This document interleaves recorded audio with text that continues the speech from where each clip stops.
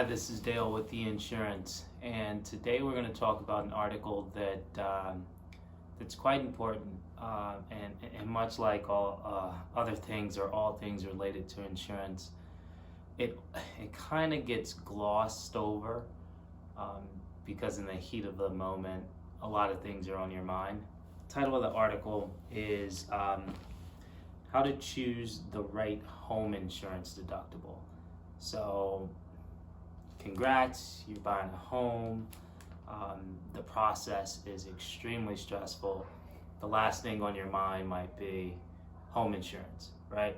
But obviously, if you're taking out a mortgage, you're taking out a loan, you're gonna need to have insurance on the home, and it's just a good thing to have regardless. So to go through this kind of thought process really streamlines the decision-making process when you get to that point, right? There are essentially two types of deductibles. One is kind of the most common, just a dollar amount, right? $500, $1,000. The second is a percentage of the total covered amount, right? So, for example, let's say you've got a $100,000 home. It's covered for $100,000. Your deductible is about 2%. You suffer a total loss. You file a claim. You end up paying $2,000. Your insurer ends up paying $98,000, right?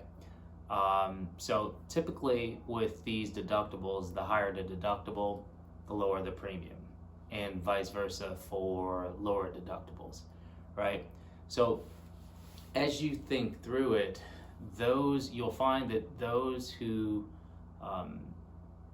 and it truly depends on your circumstances, but those who have good savings discipline and things like that could probably opt or are probably more apt to opt for a higher deductible, right?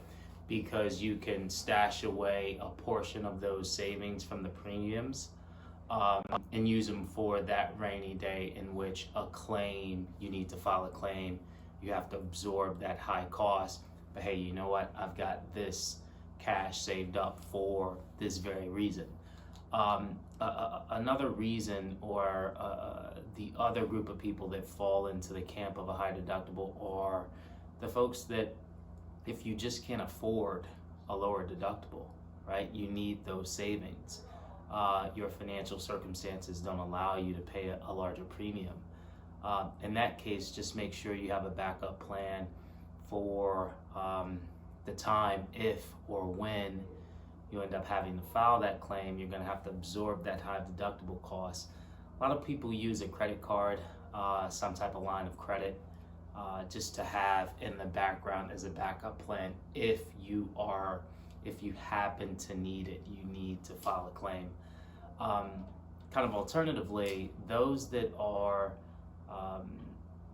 financially stable, they rather not have the large out-of-pocket expense when and if they do file a claim, then sure, go ahead, pay the higher premium, have the lower out-of-pocket costs when you actually file the claim, and the premium, the increase in premium, you can easily absorb because you're in a stable position, and that's absolutely fine.